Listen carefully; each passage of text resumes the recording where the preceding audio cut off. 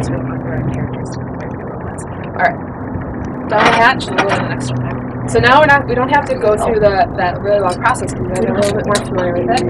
Then we can just kind of go out. I'll ask you a question. I have. Yeah, you guys want to dump anything? Anybody want to dump anything? Just put it on there.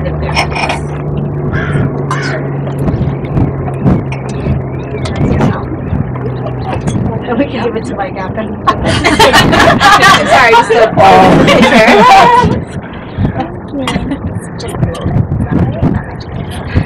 You can spit too if that's good.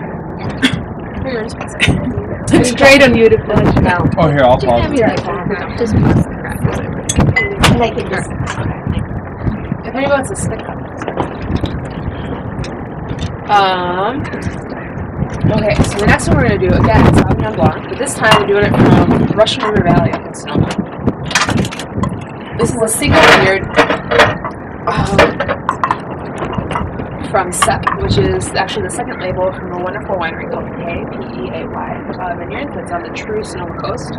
It's up in the mountains, and it's like, as the crow flies, probably about 2 miles from the ocean, but it would take you like an hour and a half to get there. And it's up in the mountains. Yeah, exactly. Every time I've gone up there, I've been really car sick. So, but it's really, really cool. And it's in the fog. We did every year they host like a little sleepover for Psalms. It's called Pay Love Fest. And everybody comes up with their tents, tent out to the vineyards. You wake up in the morning, your tent's soaking wet because of the fog. And it's really cool because you're like, where am I? You can't see anything. But anyway, so now this is an American Sauvignon Blanc. So the first thing that I would think of when I look at this is fuller fruit, a little fuller body. But let's see how else it differs from the first one we had. So this is kind of like the OG Sauvignon Blanc. Sauvignon Blanc itself means the wild white grape. Sauvignon comes from the term savage, basically, savage, in French Latin. And that's what this means. So it's kind of indigenous to cool climate areas. So they bring it over here, you get sort of a different representation of it, but tell me if you can tell it's the same grape. So this one, I would say, if you look at it, Is this it? I do see a little bit of bubbles in my glass. One thing that can cause bubbles is freshness and screw caps. Because it really holds in. With corks, there's a little bit of micro-oxygenation. With screw caps, it is like, you could store this for 10 years, it probably won't taste that much different. But if you store this for 10 years, it tastes much different. That's exaggeration, but it's kind of the idea. It's also in general how the wine is made here in the US, where every year tastes more or less the same, whereas I think in Europe you can really taste the difference between the different years. Yeah, I absolutely. It's more, absolutely agree with you. Okay. Where are we on the fruit scale here? We still have the same sort of fruits, like the lemon, the grapefruit, and the apple. Is it the same? Is it still on that underripe side? No.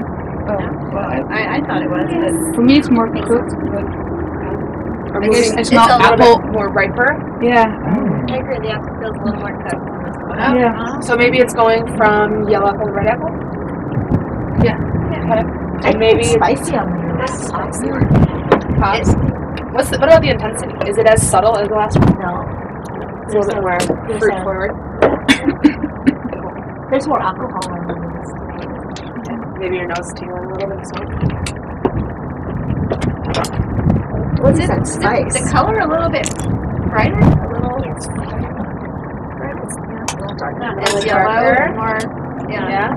One reason for this could be sunshine. Russian River Valley gets a lot of sun. A lot of sun. It's cooler because you still have the influence from the Pacific and you still have the influence from the Petaluma Gap, but definitely gets a little bit more sun. Yeah. So the skins Yeah, perfect. are a little bit brighter. That's also why you're getting a little bit more aroma. All the aroma in a grape is in its skins. It's like a little membrane between the flesh, the inner flesh, and the outside skin. Right in the center. So all that flavor, color, and inside.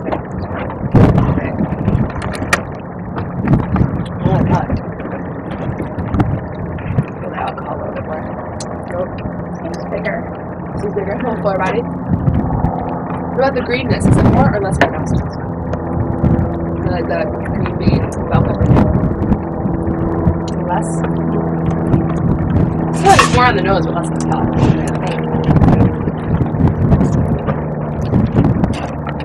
It's because it's getting riper. Fruit's getting riper. Alcohol is higher because it's getting more sugar in the grapes. So they're fermenting it. There's more to ferment. This alcohol is 13, so 1%. Yeah. It would be awesome for seafood. I just think crustaceans with this, right? Yeah. Like lobsters. Absolutely. Oh, yeah. And I think even the food pairing can change. The first one, I was thinking about like ceviche and oysters. Yeah. The second one, I think about a little bit more like scallops and so even like fuller body food too. All right. So acid. Where's the acid?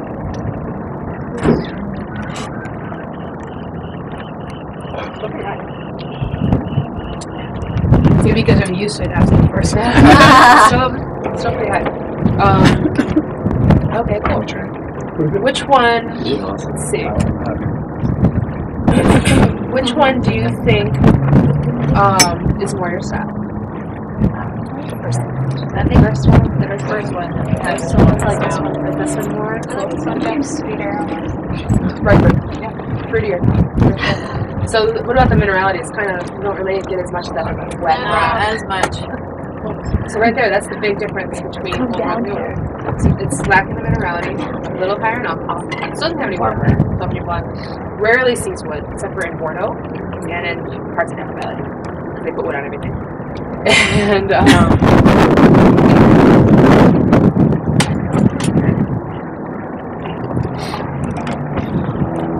kind of the big difference. Sound. Yeah. So Can you tell us a little bit about Seth? yeah, so Seth is made by Vanessa Long.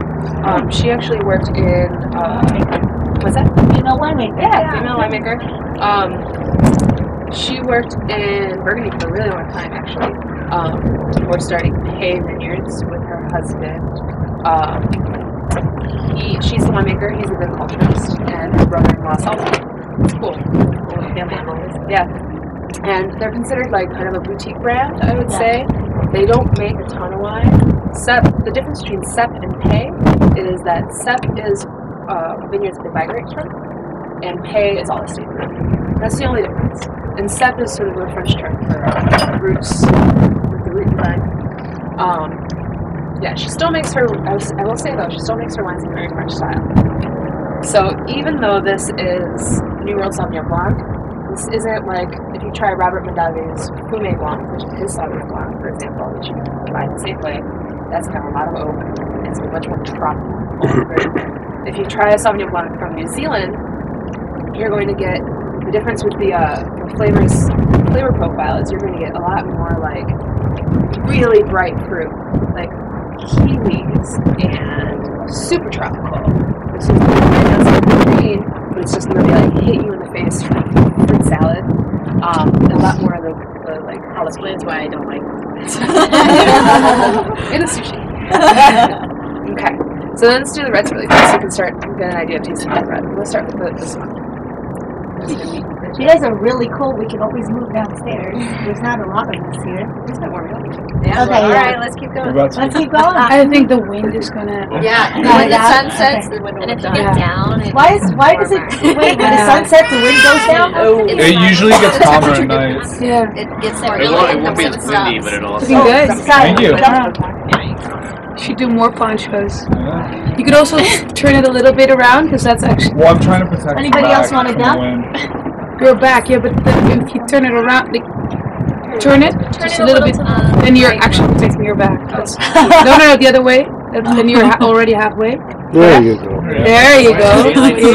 Yeah. Arabella's poncho. That's mine. Thank you. This one, I bought it in the Netherlands when I forgot how cold it was over there. And I went back and didn't bring any more sweaters. That's one thing about the mission. There it gets cold. This was the so right. where I live in when I come home. But we don't. But You we can see see like that I live dumpsters and Yeah. Interesting. It's really funny though, because how good the city is. shipyards and people shitting on How's the that? floor. Where do you live? I live at like 25th. I want to go to the Mission Mall. We need to go more. Yes. All right. I like Oh, the Mission. So then we're So going we- into. can we Go around Yeah? and down. Yeah. Oh yeah. Oh yeah. I have another bottle too, so don't Yeah. skim it. Oh yeah. You may need thank you. to. Here, we'll go into the next bottle. Where's that? This one a good swirl. Sometimes red wines with twist offs Oh my might God. have a little note of sulfur right away. Oh good. That's perfect. Most wine, like 99% of winemakers in the world, those wines with a tiny little bit of sulfur, it's a preservative. So sometimes with screw caps you get that a lot more because it doesn't have that sort of, again, micro-oxygenation that we're going to see. So I always give a swirl to a little screw cap wine so that little eggy matchstick thing goes away. And the sulfites would really be making it come over. Sugar makes you come over. And sugar. Sulfites, there's more sulfites in a glass of orange juice than a glass of wine. The amount of sulfur that they spray on fruit. Some people can be sensitive to things, but for the most part, it's just sugar. Like when I was in Spain, they always had sulfites in their wine. Right there. Most of my sulfites, maybe not sulfur. Okay. Natural winemakers or things that you're kind of drinking that don't really have to sulfur immediately. But usually, there's a lot of natural wine bars that you go to too that will like specialize in low sulfur wines, and they're very difficult because sometimes they can, because they don't have that sort of light preservative, they can kind of die quickly. And they're not really. I've never had like really good organic. Sometimes it's I mean, a lot of winemakers in France, they tend to do things organically, and they've done things organically for 500 years, but they're not going to pay for certification because they're like, this is how we do it, I'm not going to spend money to get a sticker. So, okay, so now that we're in the old world, red wine, when we're talking about color, we're starting in the sort of purple can and moving on to the brown can instead of like the green to the orange.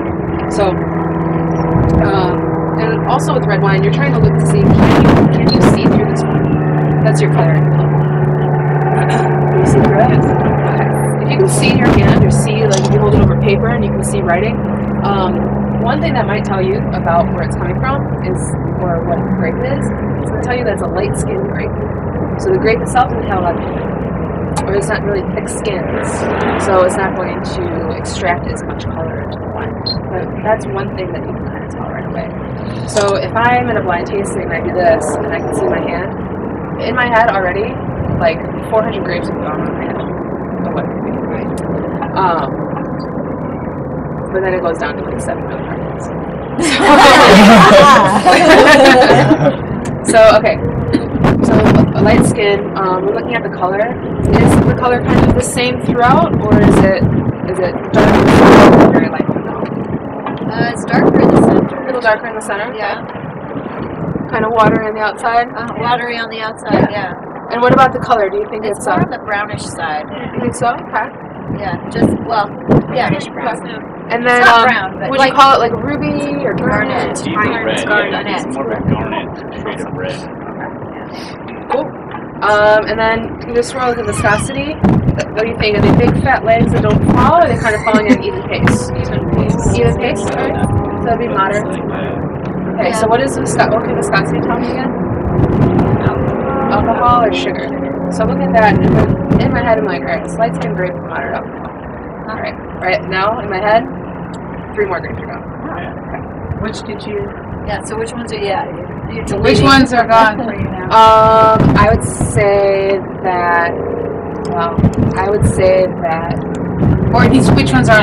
Oh, which ones are left in my Yeah. head? Which ones are left in my head would be Nebbiolo.